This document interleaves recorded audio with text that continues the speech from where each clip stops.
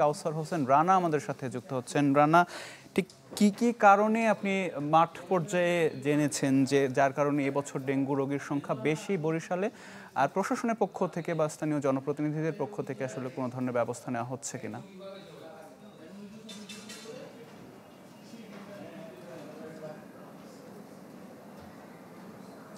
হ্যাঁ, আতিক, আমরা Barishal medical college হাসপাতাল সহ অন্যান্য হাসপাতাল এবং স্থানীয় বিভিন্ন এলাকায় ঘুরেছি, চিকিৎসকদের সাথে কথা বলেছি এবং প্রশাসনের সাথেও কথা বলেছি।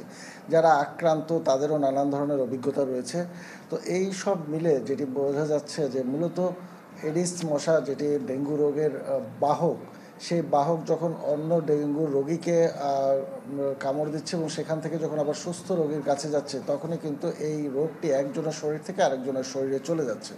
তো সেই হিসেবে চিকিৎসকদের যেটি বক্তব্য সেটি হচ্ছে যে বরিশাল বিভাগের মধ্যে বরগুনা হচ্ছে সবচেয়ে একটি মানে ঝুঁকিপূর্ণ জায়গা, এই জন্য যে বরগুনাতে গত বছরও অনেক পরিমাণ রোগী ডেঙ্গুতে আক্রান্ত হয়েছিলেন, যাদের ভিতরে অনেকে আবার মানে এখন যারা ওই ডেঙ্গু রোগী রয়েছে।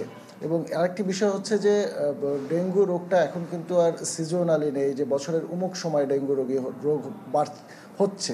এটি সারা বছরই রয়েছে, কখনো কখনো এর মানে আক্রান্তের সংখ্যা বাড়ছে, আবার কখনো কখনো একটু কম হচ্ছে। তো সেই হিসাবে কিন্তু ডেঙ্গু রোগীর সংখ্যা যেহেতু বরগুনায় আগে থেকেই বেশি রয়েছে, তাদের দ্বারা এডিস মশায় তাদের শরীরে কামড় দিয়ে যখন আবার সুস্থ মানুষকে কামড় দিচ্ছে, তখন কিন্তু এটা আবার ছড়িয়ে আরও বেশি মানুষের গায়ে আক্রান্ত হচ্ছে, যার ফলে ডেঙ্গু রোগটা বরগুনাতে বেশি ছড়াচ্ছে। এবং বরগুনায় যেহেতু অনেক বেশি ছড়িয়েছে, এই বরগুনার হিসাবটাই বরিশাল বিভাগের হিসাবের ভিতরে যখন যোগ হচ্ছে, তখন বরিশাল বিভাগও বড় আকারে দেখা যাচ্ছে যে বরিশাল বিভাগে ডেঙ্গু রোগ বেশি ছড়াচ্ছে। মূলত বরিশাল বিভাগের অন্যান্য জেলায় কিন্তু এতটা সংক্রামিত নয় যতটা বরগুনাতে সংক্রান্ত। এর সাথে আরেকটি বিষয়, সেটি হচ্ছে যে মশা, যেটি লার্ভা এডিস মশা, সেই মশা কিন্তু বরগুনাতে বেশি হচ্ছে, কারণ তারা বর্ষার পানি জমিয়ে রাখছে বলে প্রশাসন বা গবেষকরা যেটি এখন পর্যন্ত রিপোর্ট দিয়েছে, তাদের মতে মশা নিধন করতে হবে এবং যারা আক্রান্ত তাদেরও অভিযোগ যে এই মশাটা যেন দ্রুত নিধন করা হয়। এই হচ্ছে এখানকার পরিস্থিতি। আতিক। জি রানা, অনেক ধন্যবাদ যুক্ত হবার জন্য। বরিশাল থেকে আমাদের সহকর্মী কাউসার হোসেন রানা যুক্ত হয়েছিলেন। বিশ্বমানের থার্মিক্স রড, সালাম স্টিল থার্মিক্স, দেশের একমাত্র থার্মিক্স রড।